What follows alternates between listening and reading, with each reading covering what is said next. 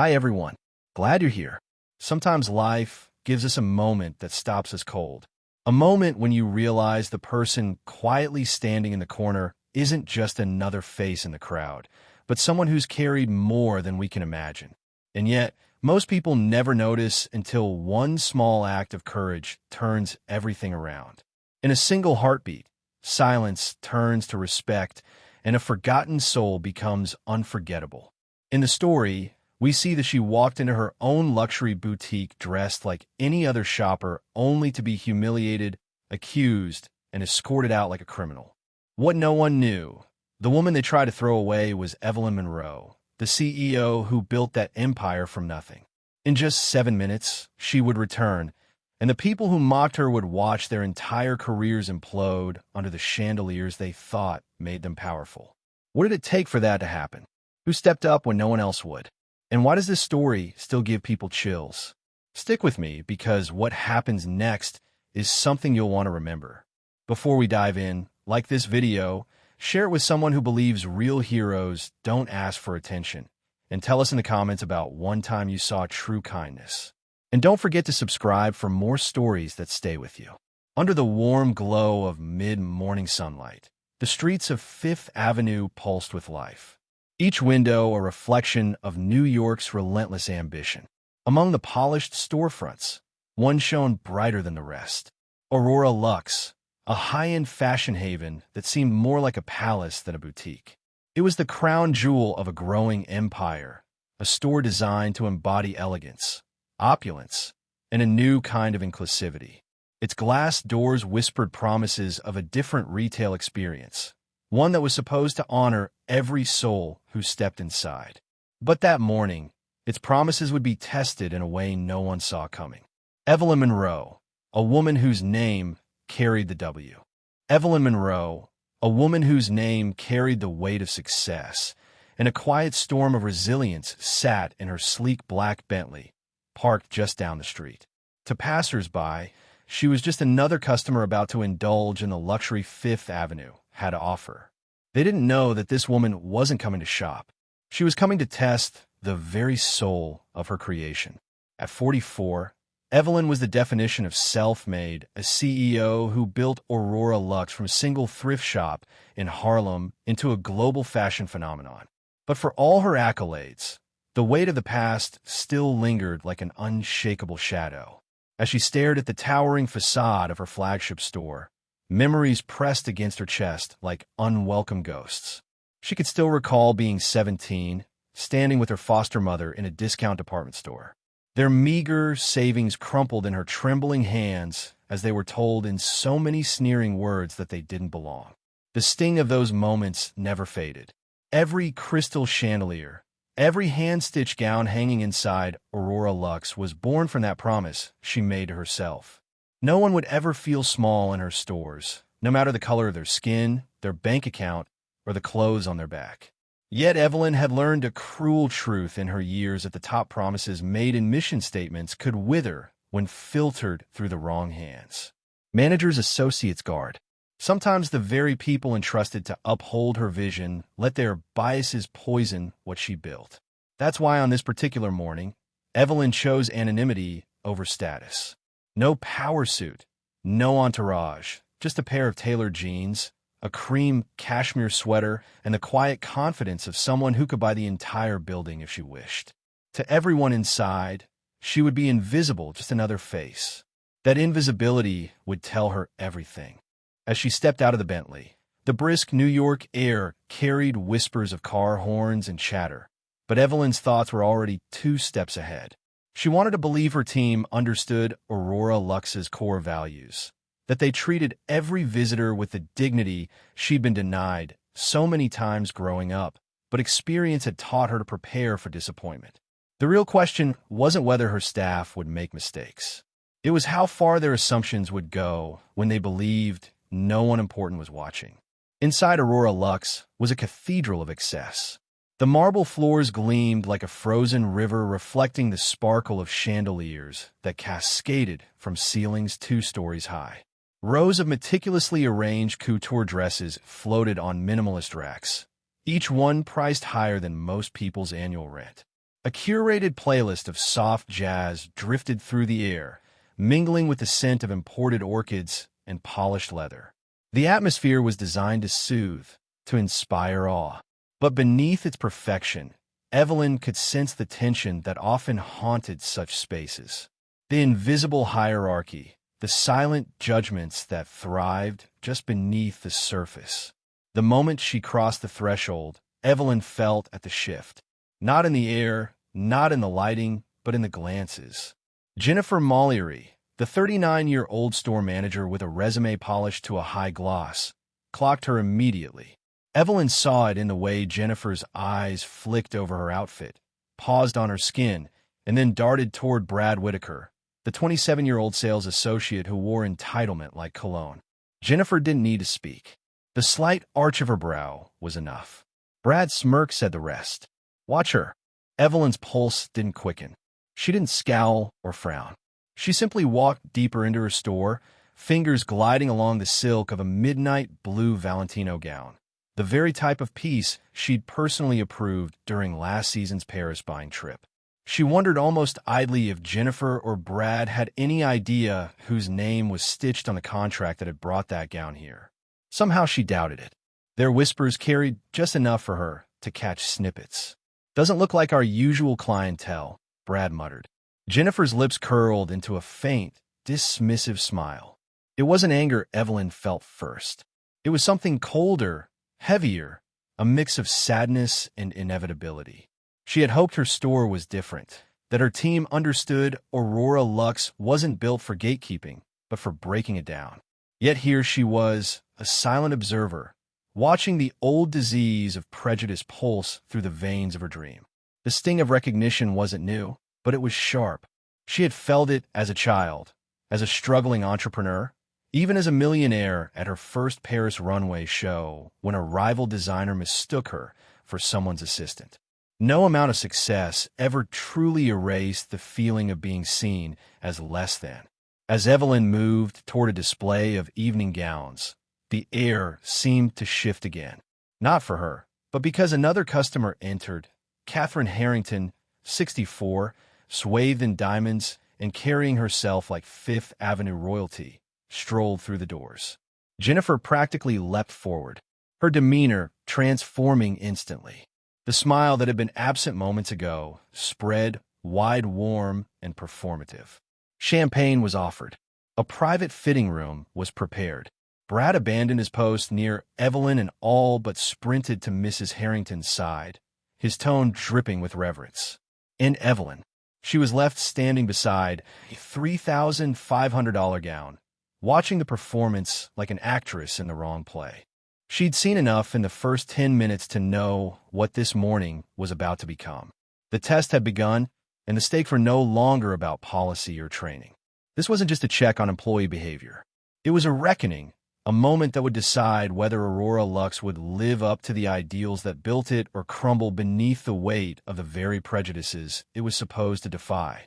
For now, Evelyn said nothing. She adjusted the sleeve of her sweater, lifted the shimmering dress from the rack, and let its weight settle over her arm. Her silence wasn't surrender. It was calculation. Because in a matter of minutes, this store and everyone inside it would learn exactly who they were really dealing with. And when they did, Aurora Luxe would never be the same. The air inside Aurora Luxe had the kind of curated calm only luxury could buy. A soft melody of jazz played from unseen speakers mingling with the faint scent of imported orchids. Wine glasses clinked in the private lounge at the back, where Catherine Harrington, adorned in her glistening diamonds, was being ushered into a velvet-seated room by Jennifer Mollery herself. Every gesture toward Catherine was exaggerated with courtesy, her presence treated like a benediction upon the store. Meanwhile, on the same polished marble floor, Evelyn Monroe was becoming a ghost with eyes wide open, absorbing every ounce of the hypocrisy that played out before her. She stood quietly by a rack of evening gowns, her fingers tracing the beadwork of a deep emerald piece that cost more than some would pay for a year's mortgage. It wasn't the price tag that held her attention, but the irony. She'd personally signed off on this piece when the Paris buyers sent over the sample collection. The decision to stock it here on Fifth Avenue was hers. Yet here she was, the architect of this empire, being shadowed by Brad Whitaker as if she were a thief looking for a moment to strike.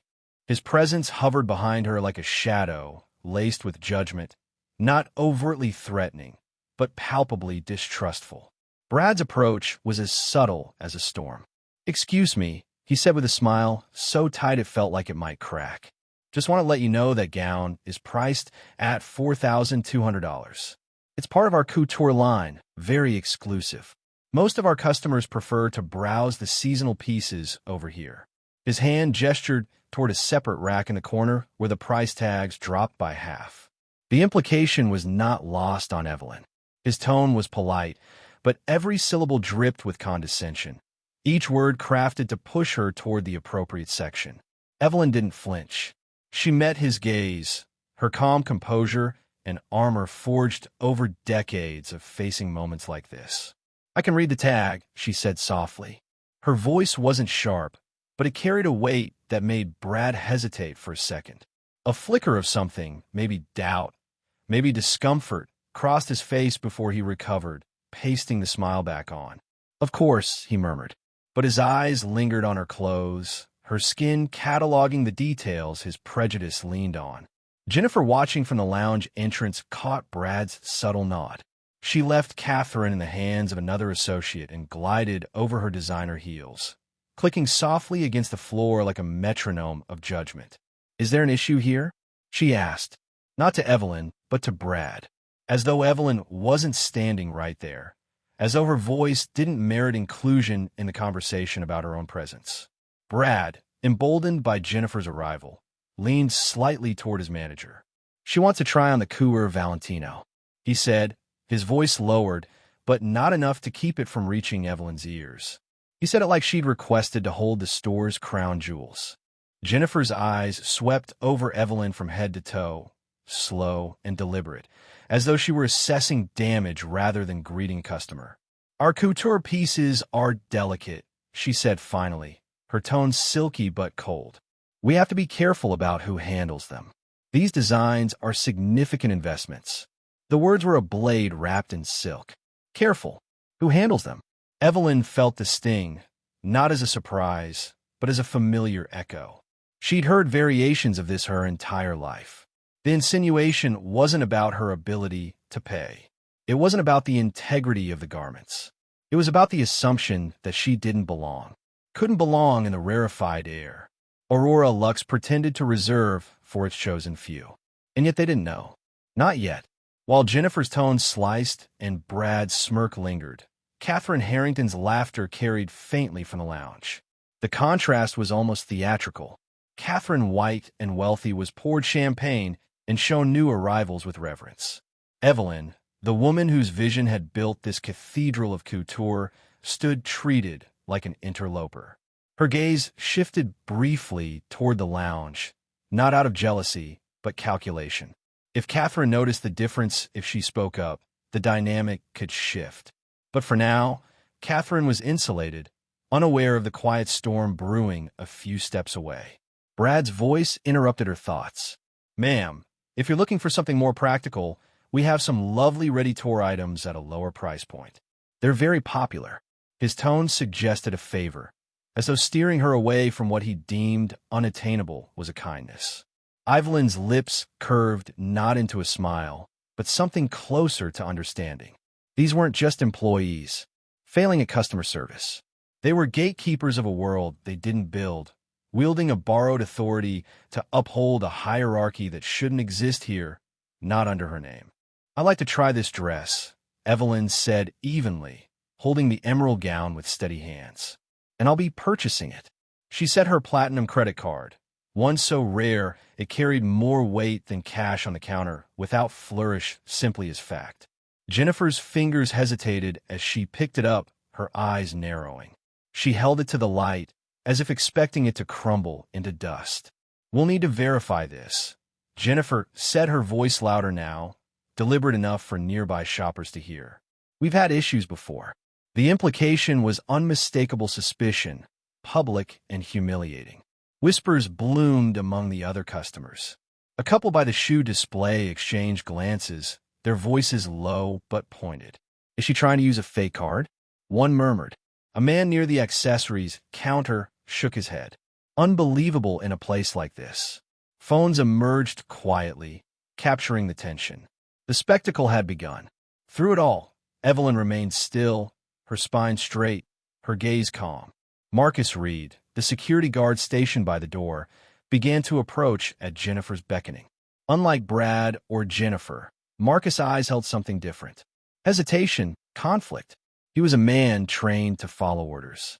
But as he closed the distance, the quiet dignity radiating from Evelyn made his steps slow, almost reluctant.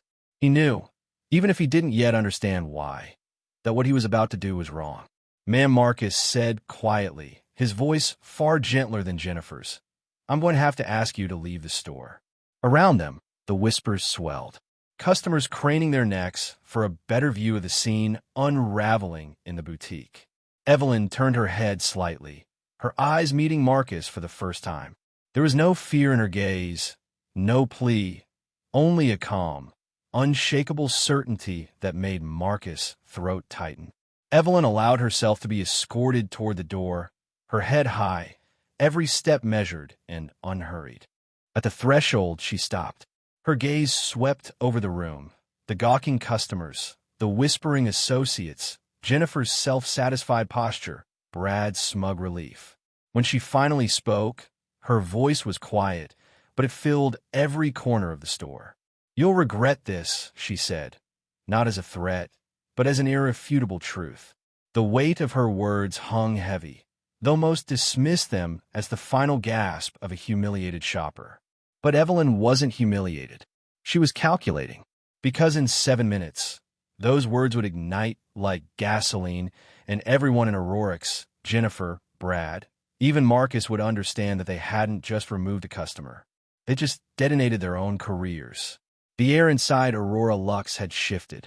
It was no longer the soft hum of jazz and murmured conversations, but something denser, heavier, a silence that carried weight, as if the walls themselves were waiting for something to break.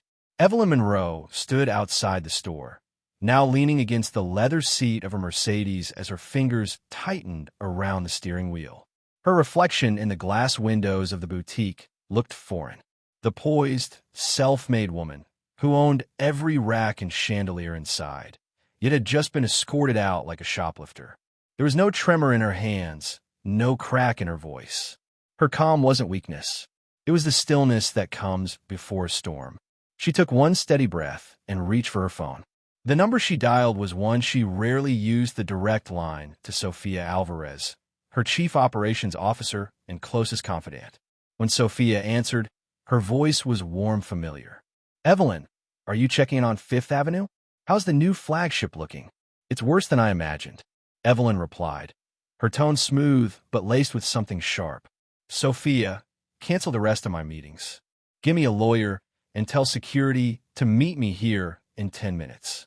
It's time to remind some people who they work for. Just a woman causing a bit of a disturbance. We handled it quickly, all by the book. The store's image is intact." David's gaze didn't soften. "Handled it." He repeated the words, tasting wrong in his mouth. His eyes flicked toward Marcus, who avoided his stare, and then to Catherine, who sat rigidly, her wine glass untouched. "Mrs. Harrington," David said, his tone professional but laced with curiosity. "You were here during this disturbance." "Correct." Catherine hesitated, her hands trembling slightly as she placed the glass down. "I was," she admitted softly, "and what I saw didn't look like a disturbance.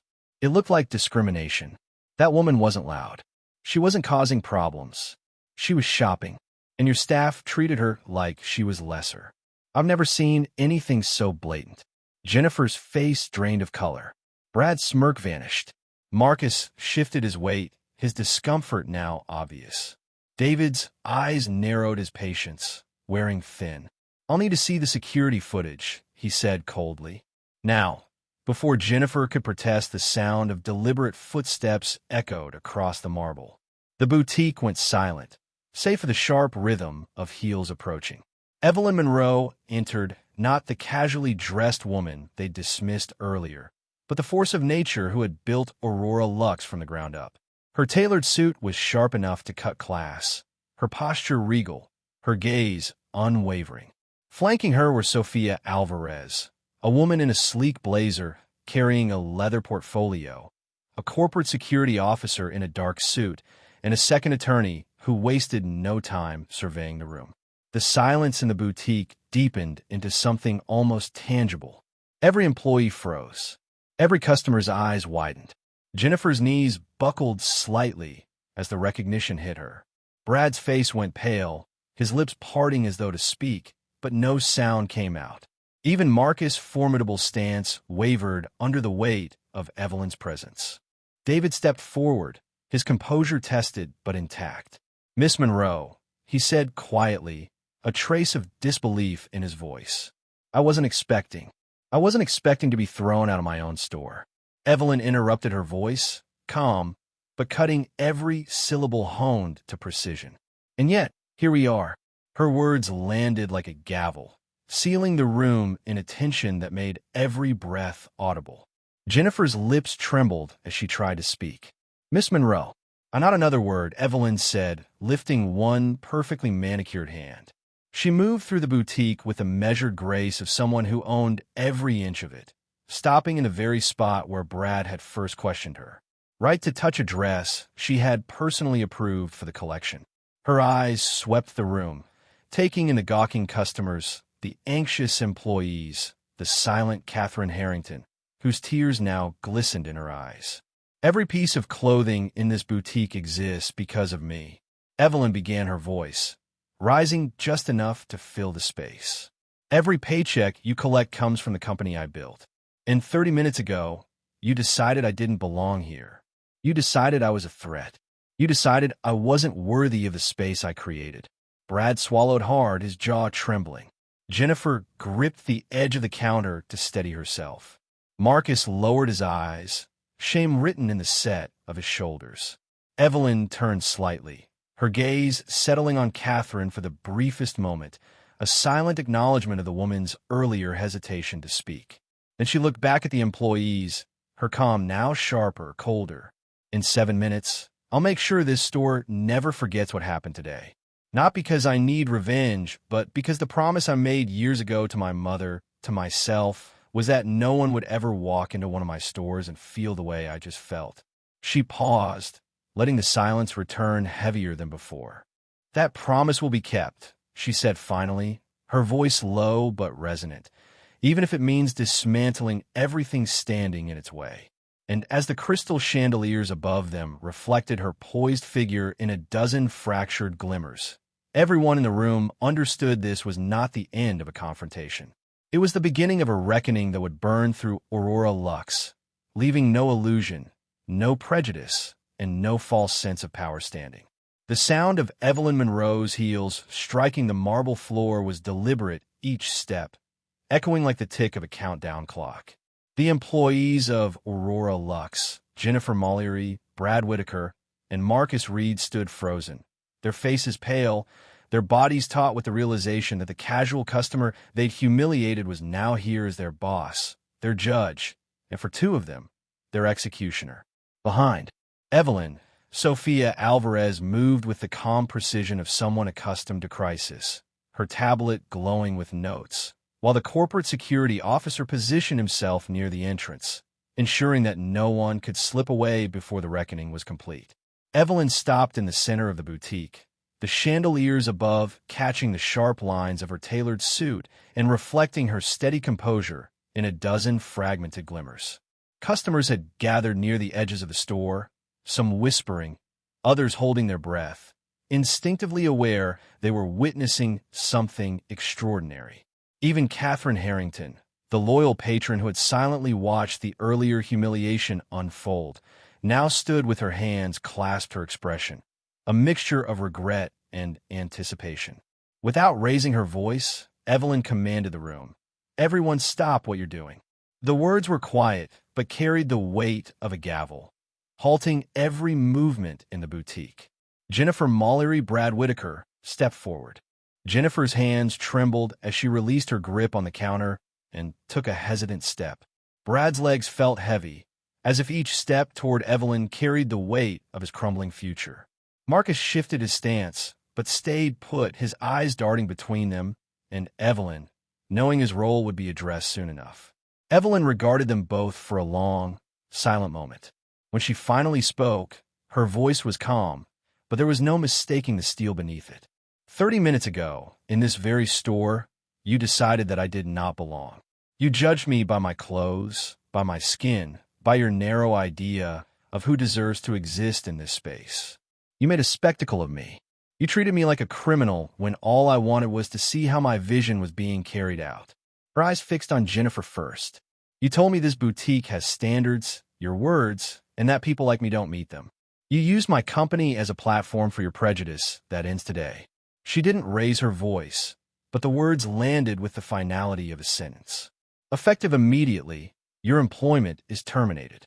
You will be escorted out and you are banned from Aurora Lux Properties for life. Jennifer's knees buckled. She opened her mouth to plead, but Evelyn raised her hand, silencing her with a single decisive gesture. She turned to Brad, whose throat had gone dry. His usual smirk, his casual arrogance had dissolved into a sheen of sweat and desperation. And you, Evelyn continued, her voice cutting through the boutique's charged air. You laugh when I ask for the owner. You mock my ability to pay for merchandise in a store I built. You reduced me to a caricature in front of strangers, all because of your ignorance and entitlement. You are also terminated effective immediately. Your access is revoked. Security will escort you out. Brad dropped to his knees, his voice breaking. Please, Miss Monroe. I didn't know. I have debts I can change. The time to change was before you humiliated a customer. Evelyn set her tone, neither cruel nor sympathetic, but resolute. Choices have consequences, Brad. These are yours. She shifted her gaze to Marcus, whose broad frame seemed to shrink under her scrutiny. Marcus Reed, she said, her tone softening slightly. You followed orders, but you knew they were wrong. You are not the architect of what happened, but you were a participant. That cannot be ignored. You will keep your job, but under one condition: you will undergo immediate diversity and sensitivity training and become a voice for the standards this company truly stands for. Do you understand? Yes, ma'am.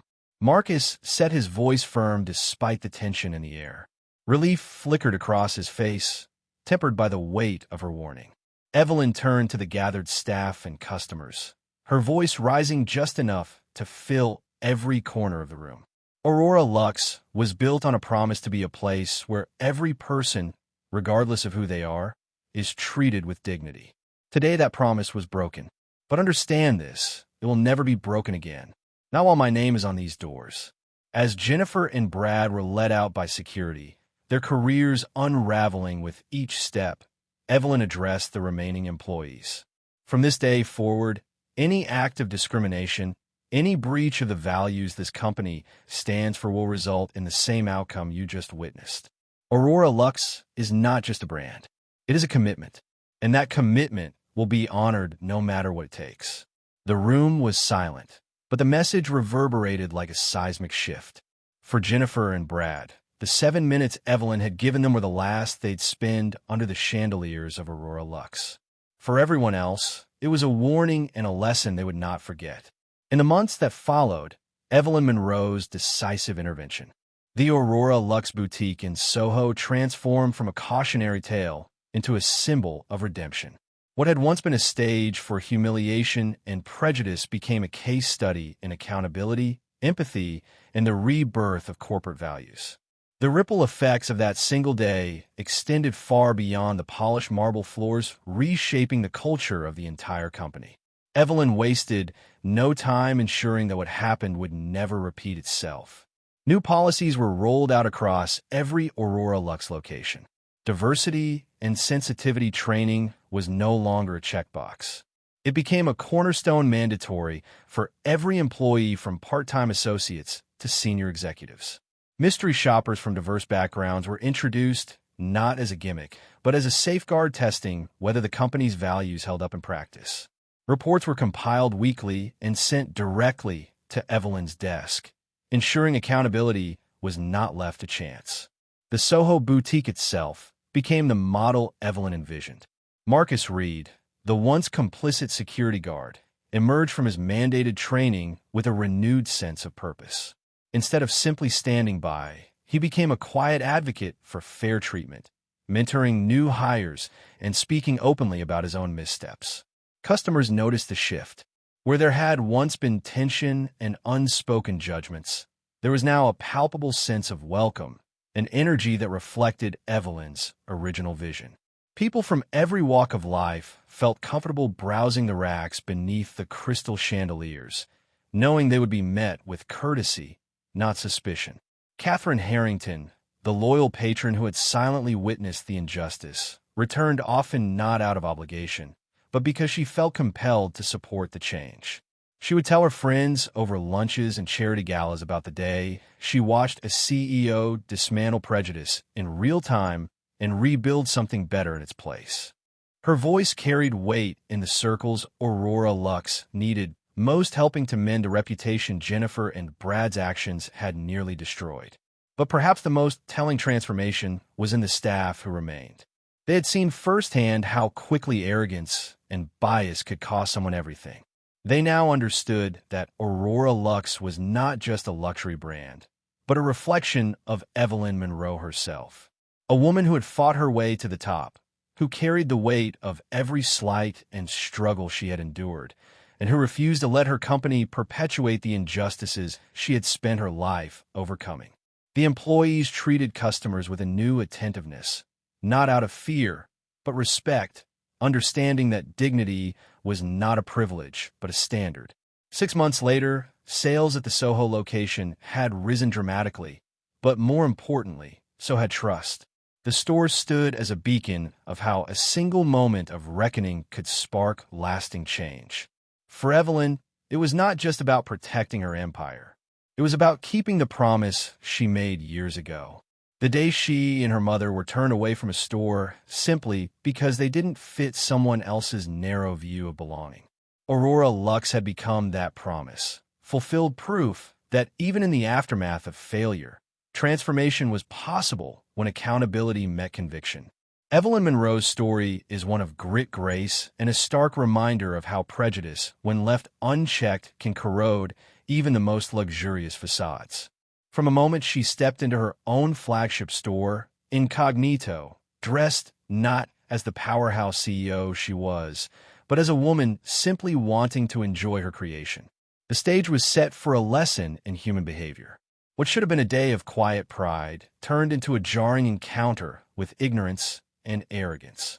Evelyn was humiliated, dismissed, and forcibly escorted out of a boutique she had built from the ground up, a store that bore her name and embodied her lifelong dream.